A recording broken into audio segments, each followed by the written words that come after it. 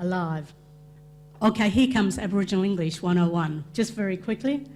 Aboriginal English is also called Creole, or Torres Strait Islanders call it Yumpla Talk. You go further, Yumpla Talk, I should say, Pisan Talk Talk in Papua New Guinea from talk, the English language talk. Now, people say, oh, is that pidgin manya? But it's not. As Diana Eads points out, it's not uneducated English and it's not pidgin English. It's distinctly Aboriginal and it's developed from the Aboriginalisation of English. Pidgin, Creole, Creole.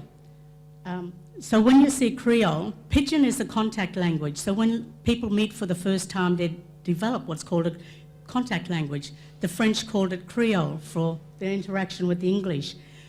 When it's spelt with a K, that shows how the Aboriginal interaction with the British, Creole. Pidgin is actually a corruption of the English word business. Now you might think, oh my God, how do you get pidgin from business? But you just kind of walk backwards. Business, business, business, pidgin, pidgin. You get there eventually. So that's where pidgin comes from. So we have a cartoon like this from Koori people, 3 Koori teenagers. What's going on over there? What are they all looking at? Want to go, Doris? Yeah, deadly, eh? Let's go. I don't know those fellas. Shame job. They're terms you may have heard Indigenous people speak. But if you don't know, you can get it wrong. Take a simple word like deadly. We all know that's fantastic, awesome, great. We have the Deadly Awards. Now, when I'm working with medical practitioners, I say, now, for heaven's sakes, please don't talk about diabetes or heart disease as being deadly, which they do in their publications and pamphlets. That's like telling our mob, yeah, keep chucking that cholesterol down, real deadly. Yeah, keep it up. It's not just words, but entire concepts. And if you're not aware, a lot can get lost in translation. I love this cartoon. Snowballs. I thought we were discussing coconuts. What that suggests is not everything round are snowballs, not everything round is coconuts. Even a simple term like broken down by sex, you might think, oh, that's pretty simple, not problematic, but for our mob, it is. Here's an example of a telex email that was sent to a factory manager of a US subsidiary in Lima, Peru.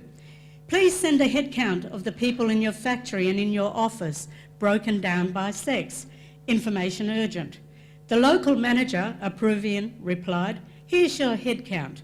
We have 30 in the factory, 15 in the office, 5 in the hospital on sick leave, none broken down by sex.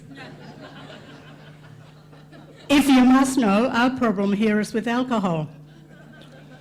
It's a very funny example, but it's just as relevant to our mob too. Because when you say sex to an Aboriginal person, they go just to that very intimate act. They don't think in terms of gender. So I'll say to people, if you want to make sure you get the right data that you're seeking, talk about women's business and men's business, not broken down by sex. Back home they go, what's wrong with these gutties? They got sex on their brain. Sex, sex, sex, sex, this. Want to know sex all the time. So a simple term like that can be problematic. So going back to this cartoon, what are they all looking at? Want to go, Doris? You may have heard this term, Doris. A Doris is a gossiper or a nosy parker. And so Dory is to gossip or minding other people's business. Now, Aboriginal English is very creative, says Diana Eads, and it's true because it actually comes from number 96, TV series, where the gossiper there was Dorry Evans. So I love how our people take Gadiya culture and make it part of our own. So that's Dorry. But you've got to be careful in pronouncing words because you can have Dorry, Durry, and Durry, which is minding somebody else's business, having sex, and having a cigarette. At least they come in that right order. Even mob is a problem for our people. Mob is, you know, your tribal peoples, your indigenous nations, so it's all right to ask an Aboriginal person, oh, who's your mob? That shows some sort of cultural awareness. But it's proving a problem with white bureaucracy. Someone at the ATO office in Melbourne told me, Manya, she killed herself laughing. With our people, they ask your name and to give your address when you go to work and your telephone numbers, and they've got mob there. Our people don't realise that means mobile, So what they're doing is putting down your mob. Oh, Wurundjeri, Bardi. It's a simple word, but it can get you into all sorts of problems. Sister girl may well be your female sibling. More likely than not, she's going to be a transgendered or transvestite sister girl.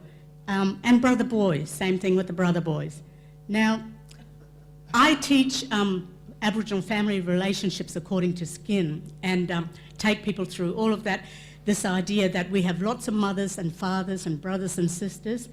And so this is an article that I share with people. Who's your daddy? That's my little granny.